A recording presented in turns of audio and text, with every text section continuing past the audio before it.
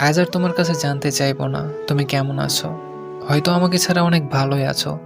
আজকে শেষবারের মতো একটা কথা বলি, যদি আমাকে ছাড়া তুমি ভালো থাকতে পারো, তাহলে আমি তোমার ভালো থাকাটা নষ্ট করতে চাই না। আমি জানি আমি মানুষটা হয়তো খুব একটা ভালো না, একটা কথা হয়তো ভালো করেই জানো যে আমি তোমাকে কতটা ভালোবাসি।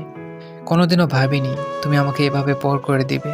যখন তোমাকে ছাড়া আমি কাউকে ভালোবাসিনি, ঠিক তখনই তুমি আমাকে ছেড়ে চলে গেলে। আমি তো তোমার থেকে কিছুই চাইনি, শুধু ভালোবেসে সারা জীবন পাশে থাকতে চেয়েছিলাম।